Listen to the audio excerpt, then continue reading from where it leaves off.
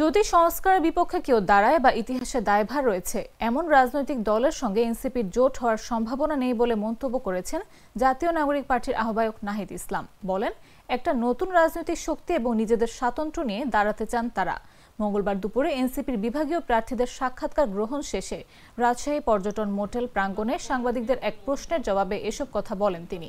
এ সময় নির্বাচন ও রাজনৈতিক কার্যক্রম ব্যাহত করতে এনসিপিকে শাপলার প্রতীক দেওয়া হচ্ছে না বলেও মন্তব্য করেন এই এনসিপি নেতা।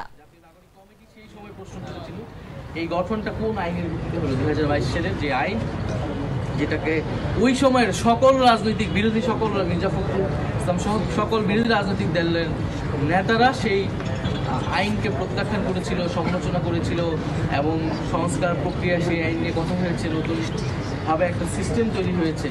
ফলে তখন কিন্তু আমরা সেই প্রশ্নগুলো রেখেছি। ইশরাক হোসেনের মেয়র হওয়ার যে মামলা, সেই মামলায় নির্বাচন কমিশন আপিল করেন। নির্বাচন কমিশনের সেই ভূমিকা কিন্তু প্রশ্নবিদ্ধ হয়েছিল। এছাড়া আমরা প্রধান উপদেষ্টা ডক্টর মোহাম্মদ ইউনূস সহ প্রধান নির্বাচন কমিশনার, তার কাছে আমরা নির্বাচন কমিশনের এই যে ধারাবাহিকভাবে এই নির্বাচন কমিশন গঠিত হওয়ার পর থেকে ধারাবাহিকভাবে তারা যেই ভুলগুলো করছে, সমালোচনার জায়গাগুলো যে রয়েছে, সেইগুলো কিন্তু আমরা বারবার বলেছি। নির্বাচন কমিশন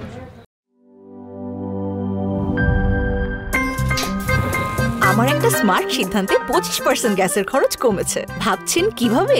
সাধারণ গ্যাস স্টোভ বদলে আমি এনেছি আরএফএল গ্যাস স্টোভ। এর সাইন্টিফিক নজল ও ব্রাস বার্নার ক্যাপ সমানভাবে তাপ ছড়িয়ে রান্না করে দ্রুত, তাই গ্যাসও বাঁচায় 25%, টাকাও বাঁচে 25%। আরএফএল গ্যাস স্টোভ নিরাপদ ও গ্যাস সাশ্রয়ী।